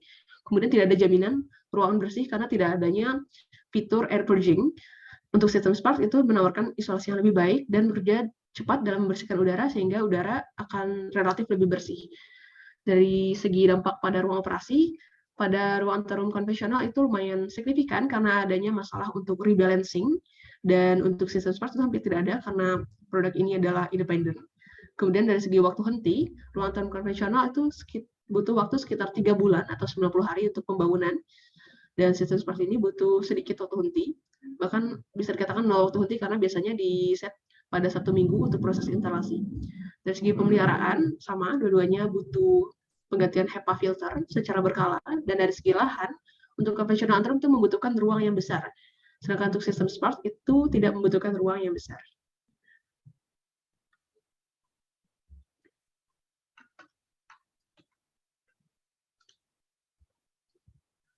Ini jika kita membandingkan antara buffer OKA, sebelumnya dijelaskan, ada 3 solusi. Jadi ada buffer OKA dan renovasi menjadi ruang bertekanan negatif standar. Jadi ruang operasi yang awalnya positif menjadi negatif, ruang buffer OKA, dan sistem SPARS. Kalau kita tinjau dari pedoman IPC untuk menampung pasien infeksius, tentunya untuk buffer OKA itu tidak direkomendasikan. Dan untuk renovasi ruang operasi masih direkomendasikan, dan sistem SPARS juga direkomendasikan. Dari segi kesesuaian yang menampung pasien yang tidak menular atau immunocompromised, itu buffer OKA dinilai cocok karena dia dijaga tetap bertekanan positif. Untuk renovasi OKA dari positif ke negatif itu dinilai tidak cocok karena ruang bertekanan negatif ini menimbulkan kekhawatiran bagi pasien immunocompromised, misalnya seperti pasien lanjut usia, diabetes, kanker, dan juga secara teoritis meningkatkan risiko infeksi itu sebenarnya. Untuk sistem SPARS itu dinyatakan cocok karena OKA tetap di setting pada tekanan positif dan SPARS memiliki mode business as usual atau BAU yang bisa diaktifkan ketika di dalam ruang operasi tersebut menangani pasien non-infectious. Yang ketiga, dari segi dampak pada ruang operasi lebih dari 1 tahun. Dampaknya tentu saja akan lebih besar jika lebih dari 1 tahun. Jadi untuk buffer OKA itu akan ada waktu henti sekitar 260 hari kerja atau setara 124.800 menit, setara dengan perkiraan 1.286 operasi yang tertunda per tahun. Dan untuk renovasi ruang operasi positif menjadi negatif, itu butuh waktu 3 bulan atau 90 hari, atau sekitar 43.200 menit, setara dengan perkiraan 445 operasi tertunda. Dan untuk sistem SPARS itu tidak ada waktu henti karena pemasangan dilakukan di luar jam operasional tanpa melibatkan pekerjaan basah. Dan ini adalah simulasi dari konvensional anterum, arah aliran udaranya. Bisa kita lihat. Jadi di sebelah kanan itu adalah ruang operasi, di tengah anterum, dan di sebelah kiri itu koridornya. Jadi ketika pintu keduanya dalam keadaan tertutup, maka di sini masih terlihat aman. Dan ketika kita membuka pintu, otomatis udara dari ruang operasi akan masuk ke dalam anterum, karena anterum disetting pada tekanan negatif. Nah, jadi ketika pintu ke arah koridor dibuka, tentu saja kontaminasi ini bisa mencapai luar koridor karena tidak adanya sistem air purging di anterum tersebut. Dan ini dan sebelumnya adalah kondisi ketika tidak adanya kebocoran pada pintu. Tapi untuk beberapa kasus, kita bisa temui ada beberapa celah, seperti celah di pintu atau bahkan celah di gap bawah pintu. Biasanya kan ada di bawah pintu itu masih ada gap. Nah, celah-celah ini juga akan meningkatkan terjadinya kebocoran kontaminan. Terlebih ketika celah itu sempit, otomatis pergerakan udara di situ akan lebih cepat, sehingga akan terdorong kontaminasinya keluar dengan lebih cepat juga. Kita bisa lihat di sini, di celah itu akan lebih cepat tekanan udaranya, digambarkan dengan gambar biru muda tadi. Selanjutnya aliran udara di sistem SPARS. Jadi sistem SPARS ini konsepnya itu adalah mengunci udara. Jadi ketika pintu dalam keadaan tertutup, udara di SPARS akan berputar di SPARS, kemudian setelah didekontaminasi akan menuju bagian atas ruang operasi, dan untuk di ruang operasi itu akan berputar di dalam ruang operasi. Ketika kita buka pintu ke dalam anterum, otomatis udara akan masuk ke dalam anterum seperti ini. Ini adalah sisi atas. Kemudian sebelum kita membuka pintu ke arah koridor, udara akan dibersihkan sehingga tidak akan ada udara yang dari ruang operasi tadi yang mencapai koridor. Oke, jadi ini dampak yang tadi sudah kita bahas dari buffer OKA, renovasi OKA, dan sistem SPARS, di mana tentunya akan ada kerugian di sini dari segi cost effectiveness. Dari buffer OKA sekitar 1.286 operasi tertunda, renovasi OKA 445 operasi tertunda, dan sistem SPARS dengan 0 operasi tertunda. Ini adalah simulasi unit cost. I'd like to introduce you SPARS, our system for isolating your positively pressured operating theatre. To enter SPARS, you just have to wave that contactless handshake, and the doors open to enter each time. If you notice a digital display and a countdown timer as the doors close behind you, air will flow in from the non-return damper. Ini adalah sumber udara dari one way damper tadi. Ini udara akan ditarik ke bagian atas HEPA filter.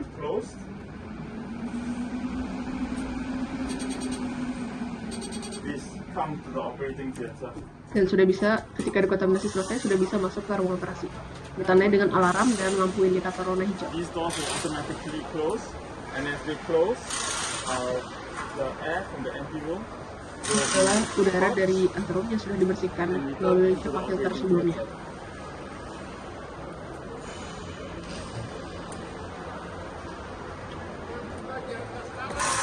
So as you can tell, there is a much higher rate of air as the system is closed for decontamination cycle.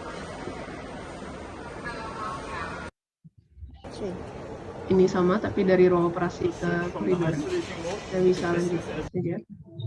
Ini adalah sistem Spark yang sudah dipasang. Cara masuk red zone, SUP persahabatan. Sapa lambaikan tangan ke pintunya. Pintu terbuka otomatis. Tunggu sampai pintu masuk tertutup sendiri. Tunggu 10 detik. Usap lagi ke logo tangan. Oh ya, Pintu terbuka otomatis. Welcome to red zone. Cara keluar red zone, SUP persahabatan. Usap logo tangan. Tunggu sampai pintu terbuka otomatis. Silahkan masuk. Tunggu sampai pintu tadi tertutup. Tunggu 30 detik waktu dekontaminasi.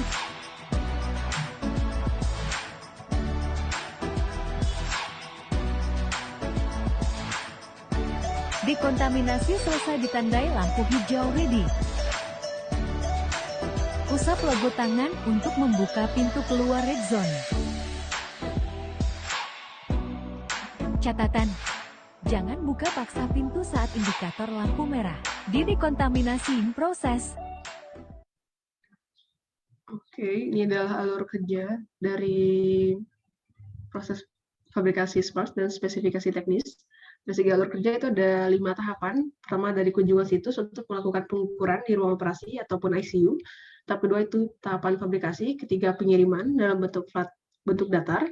Dan tahap keempat itu adalah proses instalasi yang hanya memakan waktu 2 hari. Hari pertama untuk instalasi dan hari kedua untuk tes fungsionalitas dan perilaku. Tahap kelima itu adalah pemeliharaan. Jadi ini program pemeliharaan preventif termasuk penggantian filter primer dan HEPA. Kalau dari segi ukuran, ini adalah default ukuran dari sistem Spark, tapi dia bisa bersifat custom juga sesuai kebutuhan. Kemudian dari segi material, menggunakan bingkai aluminium dan polikarbonat. Untuk power, ketika mode BAU atau business as usual, ketika tidak adanya pasien infeksius, itu di 130 watt. Dan ketika mode isolasi itu 200 watt sampai 1100 watt pada proses dekontaminasi. Dan untuk pintunya bisa dipilih ion, geser, ataupun lipat. Pengaturan tekanan itu bisa pada negatif 20 Pascal, tapi sebenarnya jika ingin disetting bertekanan positif, untuk pasien imunokompromis juga bisa. Jadi dia bisa disetting juga tekanan udaranya mau positif ataupun negatif. Dan untuk lifespan produk ini sekitar 7-8 tahun, dan juga bisa dilakukan pemantauan detail sistem menggunakan pemantauan di UPS atau sistem monitoring, dan juga integrasi dengan sistem IoT.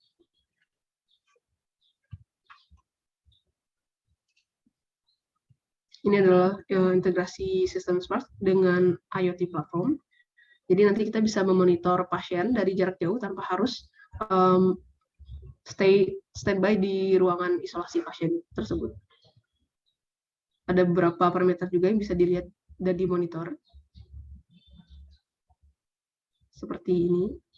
Dari segi pemantauan sistem Spark-nya, carbon dioxide, humidity, temperatur, dan juga partikel debu yang ada. Ini ada referensi proyek. Ini yang di Singapura. Ini yang di Malaysia, di RSUP Persahabatan.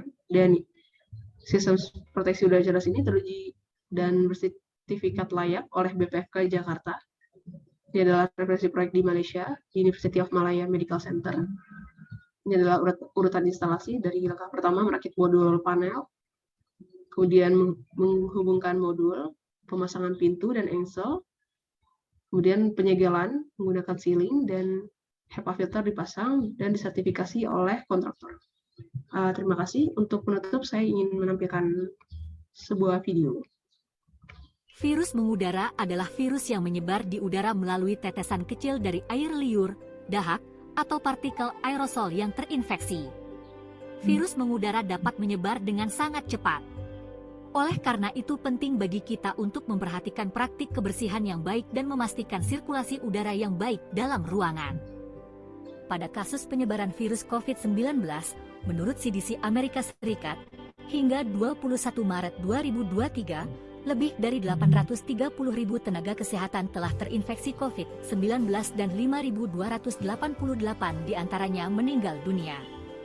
Hal ini disebabkan karena tenaga kesehatan memiliki peluang lebih tinggi untuk terinfeksi virus dibandingkan populasi umum karena seringnya berinteraksi dengan pasien yang terinfeksi virus.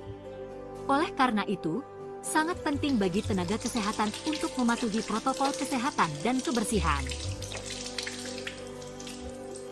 Pemerintah dan institusi kesehatan juga perlu memberikan perlindungan dan dukungan yang memadai bagi tenaga kesehatan. Rumah sakit menjadi tempat yang sangat berbahaya bagi tenaga kesehatan. Lingkungan kerja di rumah sakit dapat meningkatkan berbagai risiko penyakit bagi tenaga kesehatan. Salah satu upaya dekontaminasi yang paling efektif saat ini adalah menggunakan teknologi sistem proteksi udara cerdas dengan perputaran udara yang cepat, sehingga bisa mencegah kontaminasi dari ruang isolasi ke koridor. Berikut perbandingan tanpa penggunaan proteksi dan dengan menggunakan sistem proteksi udara cerdas PAS. Sistem ini juga terhubung secara digital sehingga mengurangi paparan langsung dengan pasien infeksius. Ini semua tentunya akan memberikan keselamatan dan kenyamanan bagi tenaga kesehatan. Selain itu juga memberikan tingkat kepercayaan yang lebih baik kepada pasien. Tingkatkan kepedulian Anda terhadap kesehatan tenaga medis dan keamanan pasien, karena kita tentunya tidak ingin membiarkan tenaga kesehatan terus gugur. Jadikan rumah sakit menjadi lebih unggul, terdepan, dan inovatif. Di era Industri 4.0 ini apakah Anda siap untuk smart dan mengimplementasikan sistem ini?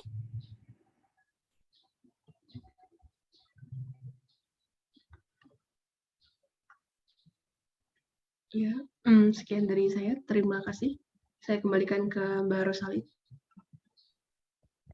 Baik, disampaikan terima kasih kepada Ibu Nadira atas pemaparan materinya. Selanjutnya, Bapak dan Ibu peserta seminar sekalian, kita akan memasuki sesi diskusi. Di sini ada Prof. Eko, Dr. Titi, dan Ibu Nadira yang masih bergabung bersama kita.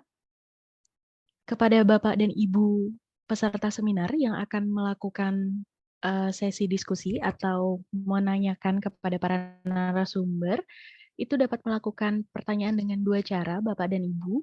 Yang pertama melalui chat box dengan format yang sudah kami sediakan atau menggunakan raise hand, Bapak dan Ibu.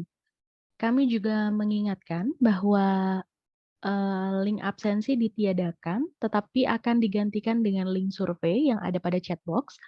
Lalu setelah sesi diskusi ini, kami juga menyampaikan bahwa akan diadakan sesi foto bersama dengan para narasumber. Bapak dan Ibu peserta sekalian, dipersilahkan jika ada yang ingin bertanya kepada Prof. Eko atau Dr. Titi atau juga kepada Ibu Nadira.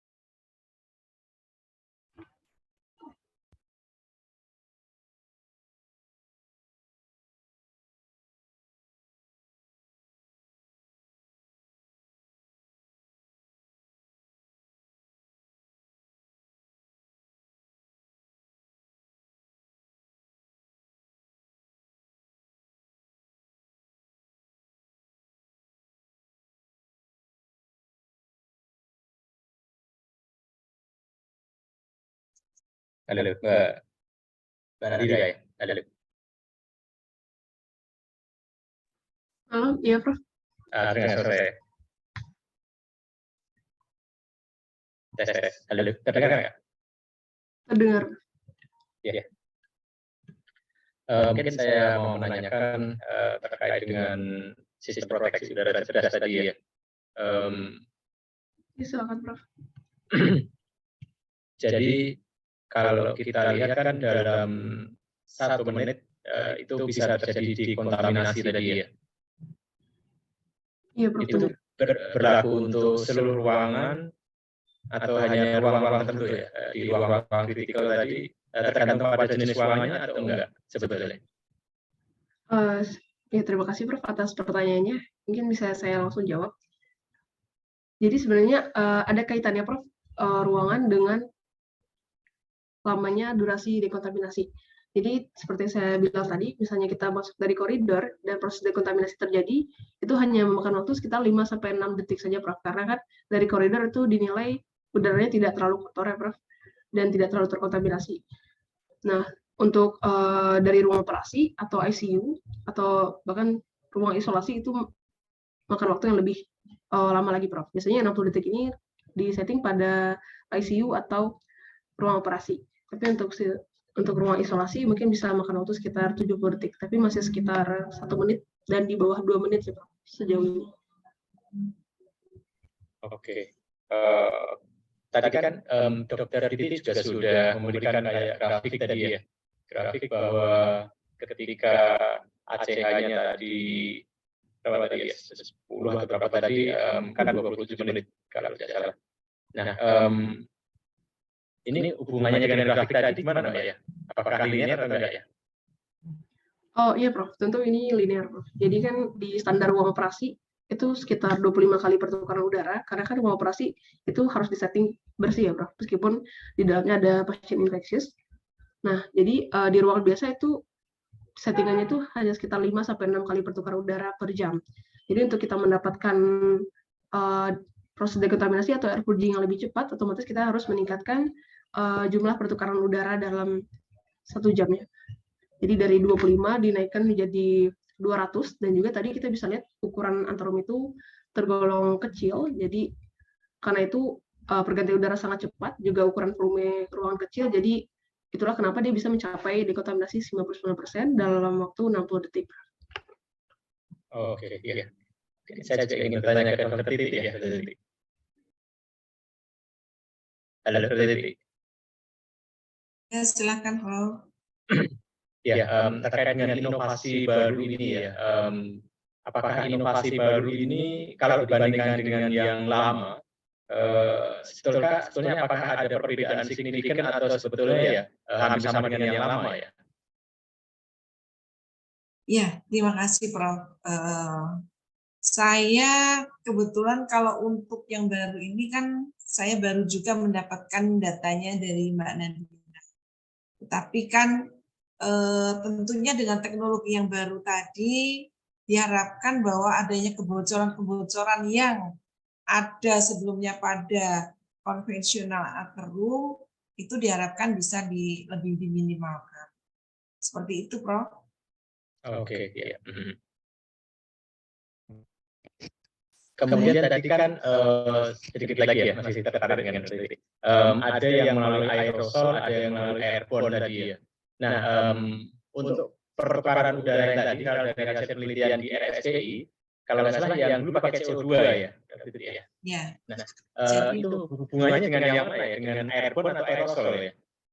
Ya, jadi waktu itu kita, jadi itu juga sebetulnya penelitian di selain itu juga melihat juga penelitian sebelumnya yang pernah dilakukan bahwa dari dimasukkan gas CO2 dengan sekian berapa ppm gitu ya, saya nggak tahu berapa sekian ini nilainya, kemudian dihitung saat dia sudah habis itu dibutuhkan berapa waktu lamanya, dengan misalnya ACH sekian berapa lama waktu yang dibutuhkan sampai gas tadi yang sebagai diharapkan sebagai partikel infeksius tadi bisa dikeluarkan. Itu mengacu pada penelitian sebelumnya dan kami lakukan pada waktu renovasi dari ruang isolasi. Begitu. Artinya dekontaminasi itu baik itu untuk yang aerosol dengan airborne ini hampir sama ya karakteristiknya ya. Jadi semakin cepat peredaran udaranya juga semakin cepat juga ini ya kehilangan partikel di dalamnya. Ya, betul, Prof. Jadi intinya kan kalau untuk airborne, aerosol itu kan dari bagaimana ventilasinya ya kan. Makin cepat dia terjadi dilusi, pertukaran udaranya dalam 1 jam, maka makin lebih banyak lagi partikel infeksius yang bisa dikeluarkan. Tadi dokter itu juga sedikit menyinggung tentang UV tadi ya. Saya baru dengar tadi bahwa UV ketika kelembabannya tinggi itu nggak begitu efektif dokter ya. Ya, penelitian dari WHO, Prof. Jadi guideline dari WHO 2019 atau 2021 tentang infection control pada TB, di situ disebutkan juga tentang upper room. Jadi kalau yang disarankan oleh WHO itu, direkomendasikan WHO itu sebetulnya adalah upper room germicidal ultraviolet. Jadi bukan UV yang diletakkan begitu saja, tapi dia diposisikan di atas sehingga posisinya ke atas sehingga yang dilakukan dekontaminasi adalah udara di atasnya. Nah, itu di situ dari penelitiannya dia yang tadi dicantumkan dalam infection control for TB dari WHO yang keluar ke WHO itu. Di situ dikatakan bahwa dia tidak akan maksimal bekerja apabila kelembapan tinggi, dan juga hasilnya pada waktu penelitiannya yang disampaikan di situ, memang dia bisa menurunkan kondisi TB laten atau TB pada petugas yang tidak menimbulkan penyakit atau TB laten itu sekitar 8%. Jadi nggak terlalu beda jauh. Oke, selain yang di atas, sekarang saya lihat itu yang seperti UV ada robotnya itu yang jalan kemudian mendisinfektan di sebuah ruangan yang cukup lama. Nah itu efektif tidak ya dokter? Nah itu saya juga belum ini Prof. Saya belum, memang saya pernah dengar gitu. Tapi apakah itu dengan penelitiannya bagaimana saya belum tahu. Karena kan sebetulnya UV itu yang ditakutkan kan sebetulnya adalah efek sampingnya ya Prof. Efek sampingnya itu yang dikatakan dari radiasinya, bisa katarak, bisa kanker dan sebagainya. Nah, itu sebetulnya karena sering kali dimasukkan UV itu kan misalnya kalau yang portable itu kan kadang-kadang ditaruh, ditancepin gitu. Tapi kalau misalnya itu yang mobile seperti itu, pada waktu dia harus switch off atau mematikan, paling tidak kan pasti dia akan terkena pada saat mematikannya. Nah itu kan risiko juga untuk petugas gitu. Mungkin sekali nggak terlalu, tapi kalau dia bolak-balik dilakukan dekontaminasi dan dia yang saklarnya, maka dia yang akan terkena terus. Oke, terima kasih dokter. Terima kasih. Baik, terima kasih Prof. Eko. Ini kepada Dokter Titi ini dokter, ada pertanyaan dari Dokter Eko dari Rumah Sakit Elizabeth Semarang. Bagaimana rekomendasi proses pembersihan ruangan yang sudah terpakai untuk merawat pasien TB MDR, misal sebelumnya belum terdiagnosis, lalu hasil TCM keluar ternyata MDR, lalu pasien dipindahkan ke ruang isolasi khusus. Silakan dokter. Iya. Jadi terima kasih dari Bapak penanya. Jadi bagaimana sih proses pembersihan ruangan? Sebetulnya Bapak Ibu, kita itu memang tidak bisa membuat suatu kondisi ruangan kita itu bersih 100%. Bapak Ibu buka sebentar jendela, buka sebentar pintu, tentunya jadi kuman-kuman yang lain pun juga akan bisa masuk. Yang dianjurkan dari PPI atau pencegahan infeksi itu sebetulnya adalah general cleaning. Namun tentunya general cleaning ini hanya pada kondisi-kondisi di permukaan meja, permukaan bed, permukaan tempat tidur dan sebagainya. Lalu bagaimana dengan kondisi udaranya? Kalau di tempat Bapak Ibu itu misalnya misalnya cukup ada jendela, bisa membuka dan sebagainya, maka sebetulnya dengan membuka jendela seluas-luasnya itu sudah menciptakan suatu pertukaran udara yang baik. Kalau sudah ada pertukaran udara yang baik, maka berdasarkan penelitian tadi, memang kalau yang konvensional yang belum seperti yang tadi disampaikan oleh Mbak Nadira, secara konvensional penelitian tersebut yang sudah dilakukan dengan pertukaran udara yang baik di atas 12 kali per jam, itu dibutuhkan waktu hanya sekitar 30 menit untuk menukar udara infeksius yang tadi ditempati oleh pasien MDR menjadi dia lebih aman. Dalam Permenkes 27 tahun 2017 memang disebutkan bahwa ada tempat untuk dekontaminasi terminal memakai UV. Tetapi itu tadi Bapak Ibu harus diperhatikan untuk ruginya, dan yang dianjurkan oleh WHO hanya yang masih upper room germicidal ultraviolet.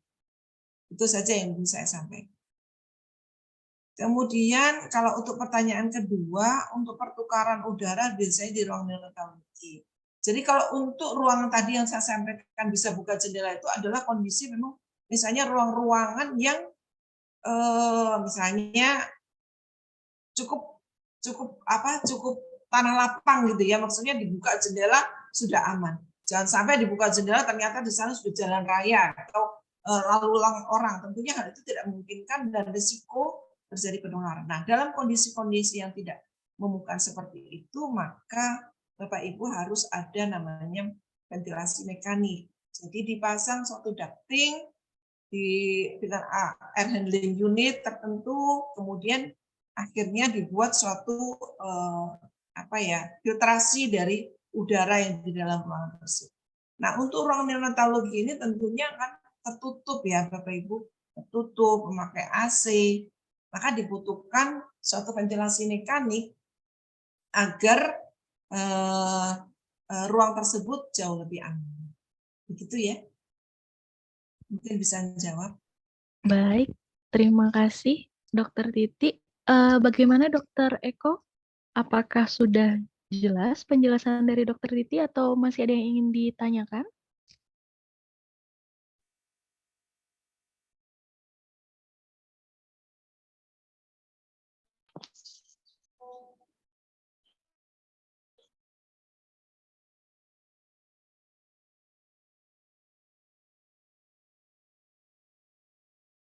Oke, baik. Sepertinya sudah jelas Dokter Titi ini dari Dokter Eko.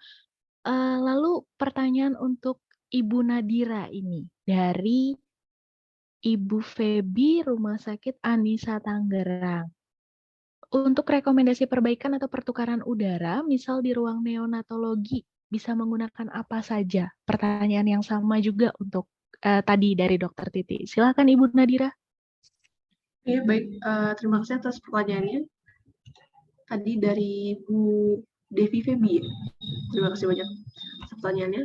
Jadi kan untuk ruang neonatologi itu kan berarti sasarannya pada bayi yang baru lahir ya, terutama bayi yang baru lahir yang sakit atau prematur atau memiliki sistem kekebalan tubuh yang lemah. Izin saya mau share screen sebentar. Jadi sebenarnya untuk sistem neonatologi itu bisa menggunakan sistem seperti ini.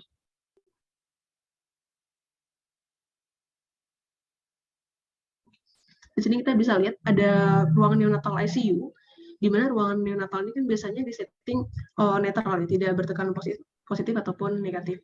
Tapi untuk beberapa pasien spesifik yang butuh penanganan khusus, bisa dibuatkan semacam chamber juga dari si sistem proteksi udara cerdas seperti ini. Jadi pintunya hanya ada satu untuk masuk keluar.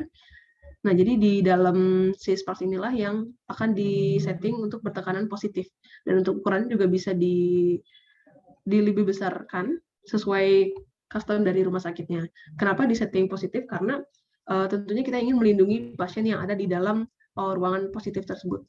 Untuk itu kita mempertahankan aliran udara agar terus keluar menuju area lainnya, area luar, sehingga kita bisa melindungi pasien-pasien yang keadaannya kritis atau lemah di dalam tekanan positif tersebut. Kira-kira gambarnya akan seperti ini. Begitu, Dr. Feby. Baik, kepada Ibu Feby atau Dokter Feby, apakah sudah cukup penjelasan dari Ibu Nadira atau masih ada yang ingin dikonfirmasi kembali?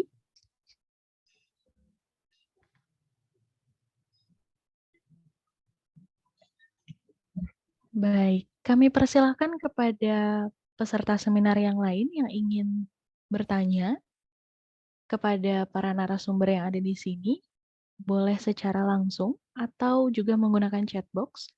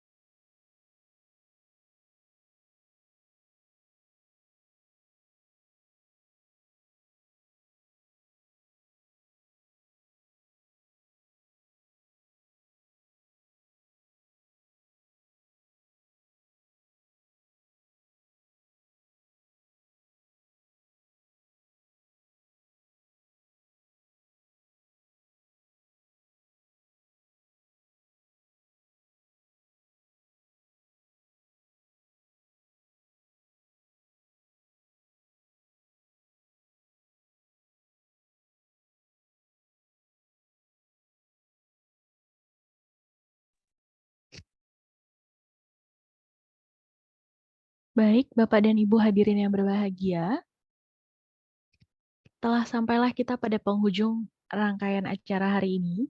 Kepada seluruh narasumber, Prof. Eko, Dr. Titi, Ibu Nadira, kami mengucapkan terima kasih atas kehadirannya serta sharing ilmu yang sangat bermanfaat dan memperkaya wawasan kita semua.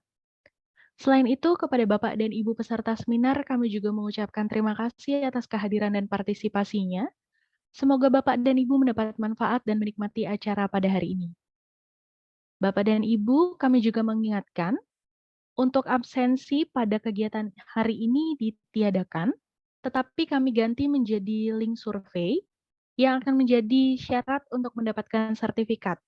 Link tersebut bisa diakses pada chat box dan akan kami buka hingga 1 jam ke depan. Kami mohon partisipasi Bapak dan Ibu untuk dapat mengisi link tersebut.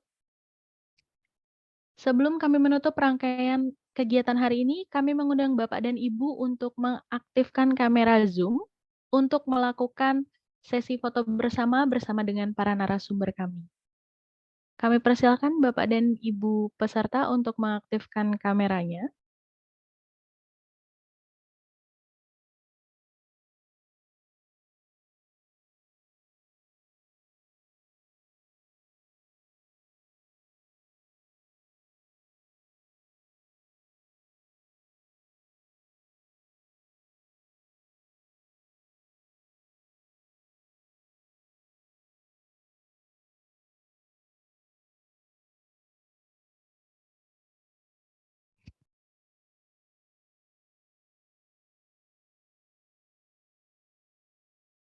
Baik, dimohon kepada teman-teman panitia untuk dapat mengambil gambar berikut.